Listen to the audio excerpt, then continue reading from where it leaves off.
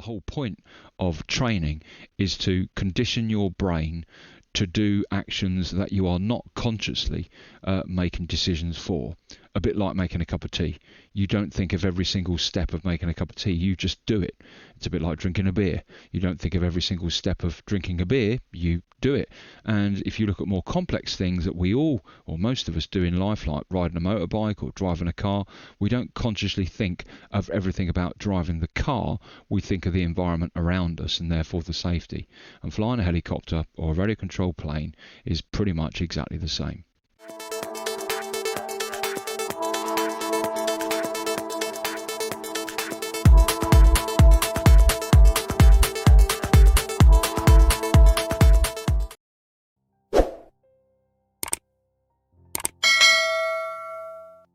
Hello legends and heliheads and choppers, and welcome to part 2 of our 7-part series in AccuRC to make us better pilots. Now, quick bit of revision. In part 1 we learnt about what does what. Let's have a quick reminder. Let's move that over there. Left hand side, this box represents the left stick, and this left stick is our collective. It makes the helicopter go up and down. Left and right is the rudder, and that will turn the nose in that direction. And of course it can also be utilized as a throttle setting. Now there are 3 different ways of setting a throttle. The first way is via the controller, as we looked at part 1 in the virtual transmitter, so that as the collective is risen, so the RPM is risen in accordance with how you've programmed your transmitter.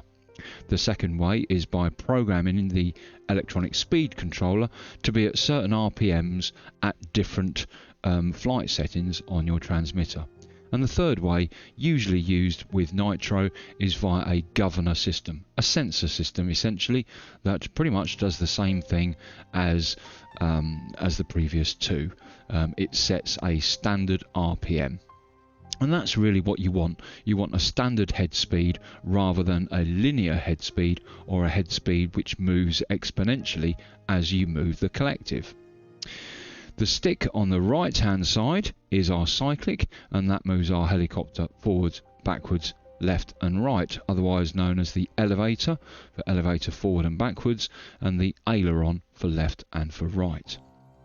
So that was what we learned in part 1, and that's very important obviously, and we've done some final testing and setting up of our AccuRC transmitter, which is very important obviously. Now we set it to VTX curves or VTX throttle, and you can actually set it for VTX curves. Here's our VTX, our virtual transmitter, and if you set it to curves you can then use the pitch curve, but I just use it as the as VTX throttle and just use the throttle curve. Okay, cool. So we're happy with part 1. We know what's what. Now let's move into the hover. Now I'm going to put some top tips for you on the screen, and by all means look at those and read those for yourself, but I'm going to refer to point 3 first of all, and that is whenever you're hovering you should pat, don't push. Now if we look at the box in front of us that represents our cyclic, when we're saying patting we're talking about this doing this sort of movement, and this is too much, far too much. Pushing is this sort of motion, where is a constant push on the stick, and patting is like this, but that sort of level is far too much. And you'll notice that as we start to hover, that the pats that I do will be absolutely tiny little pats. The second point, as it says there, orientation awareness, and that is very important. And so to start to hover, we are going to start to hover with the tail in. So let's reset.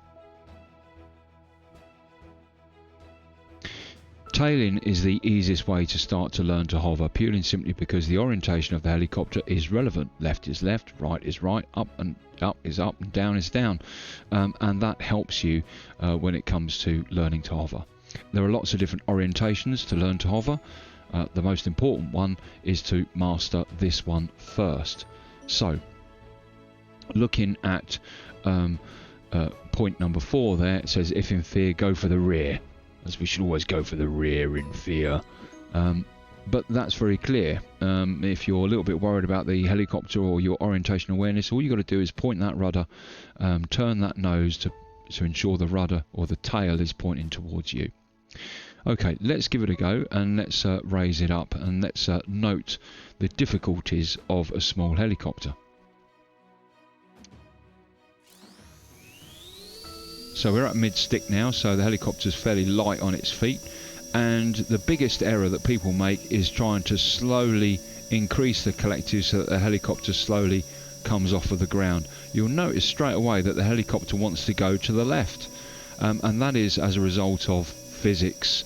That's right, the rotors are turning right, i.e. clockwise. The rear tail blades are pushing air in the opposite direction as thrust, and that will automatically create the helicopter slide slipping to the left, as you can see there. And that is exacerbated in this low level to the ground, because that is known as ground effect, where the helicopter is on a cushion of air. So the worst thing you want to do is raise this collective slowly. You're going to have to be brave, get to the midpoint where the helicopter is lightest, and then get it up in the air. And you want to be, you know, at least 2 helicopter lengths off of the floor.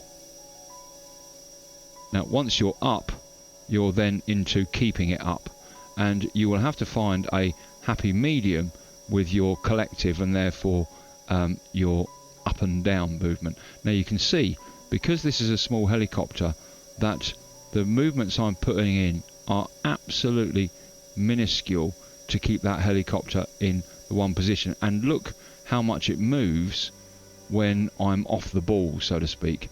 Let's bring it back. Don't try and be too cynical with yourself in trying to keep it perfectly exactly in one spot.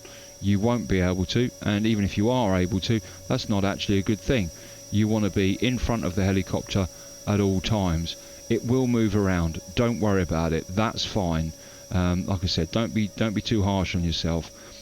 Some people say it's like balancing a marble on a tray, and it is, but actually what you want to be is a bit like a snooker player balancing a marble on a table. In other words, at least 2 shots in front. It's far better to lead the helicopter than to chase the helicopter.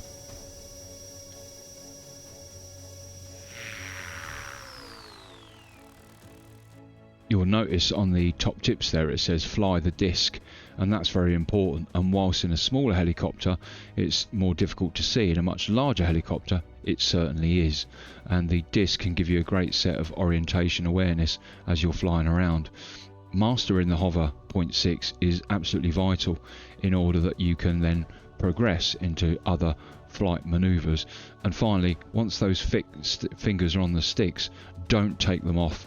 Keep them on there, because you are creating a muscle memory that is relative to the helicopter.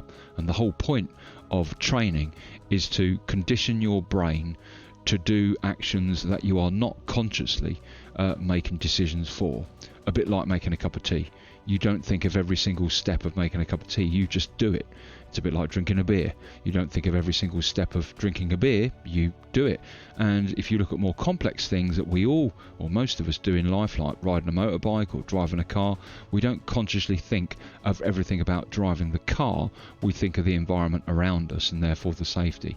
And flying a helicopter or a radio controlled plane is pretty much exactly the same. We're going to make a change now, and this is particularly for a YouTube friend of mine out there. Well, he is now anyway, and that's Tim's RC Surgery. I think it's Tim's RC Surgery.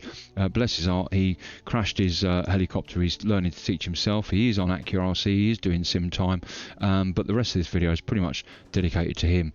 Like most of us, we learn to fly on a small helicopter, and as we saw when we were hovering at the very beginning there, it's very, very difficult to keep that helicopter in one position. The little pats that you're putting in, because the helicopter is so small, has a much bigger effect. This sort of movement has a far bigger effect on a smaller helicopter than it does a big helicopter. So, although it's not practical in real life, purely and simply because of the cost of helicopters, we're going to switch now to a large helicopter. Okay, we've got the big boys. We're with the 700 here. This one is modelled on my own helicopter, Phoenix, and it's a big old beast. And it is a lot easier to fly. Yeah, there's the paradox. Flying a large helicopter or hovering helicopter is far easier than a small one. It's bigger and has what we have bigger hang time. So don't be afraid to grab hold of a large helicopter in AccuRC and learn on a large helicopter. I can't tell you how important that is. In real life you should start on a small one purely and simply because it's cheap when you crash it.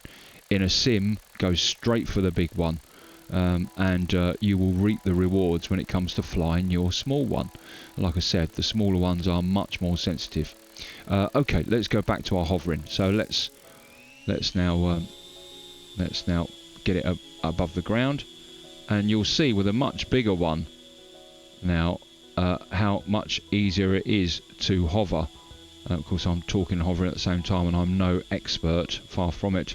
Remembering I'm trying to stay in front of the ball rather than chasing the ball on the tray. And if you're able to do that, you're able to pretty much get it nice and steady. And when you are hovering, you need to change your orientation, obviously. Let's move it to the side so that we've got a bit of a side angle onto it. Again, you know, just take your time, little tiny movements, and you can see there that is hands off. The helicopter will move. Don't think it will stay in one spot. It's not like GPS controlled or whatever. But practice just moving it side to side and just hovering it into position. Just settle it down, pats only, no pushing. And this is very important for your depth perception when you're flying the helicopter, and also understanding the helicopter's natural movement and your counteracting of that natural movement and how that affects the helicopter. Of course, you've probably watched lots of other videos out there, and they will all tell you some sage sound advice, which is to practice the orientations of the helicopter. As I said, that gives you and trains your brain to understanding that left is left and right is right, but under different circumstances, of course, that's not the case. Now going right is coming towards us, and like I said, don't be too hard on yourself if all of a sudden, you know, the helicopter is moving slightly. That's perfectly fine.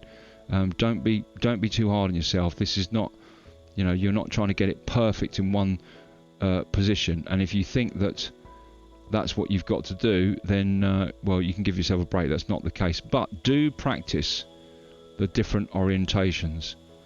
And if the helicopter moves like it has done there, as I've changed or transitioned to a different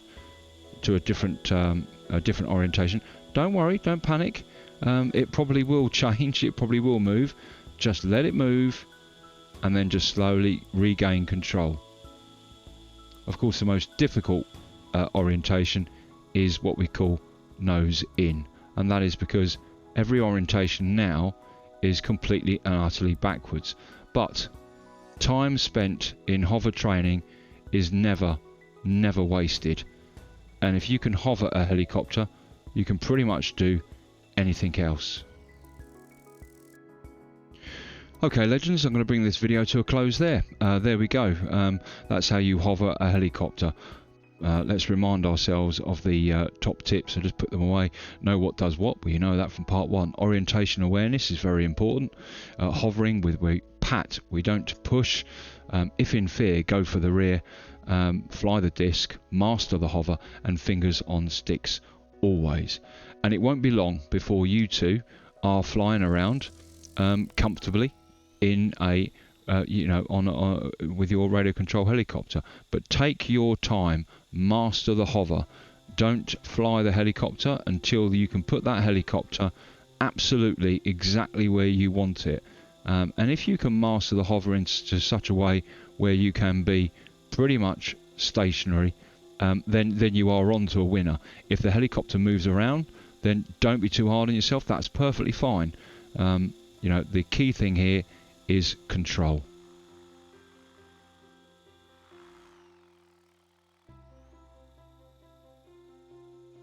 Join me next time as we move on to the next lesson, which is about coordinated turns. Until then, bye bye.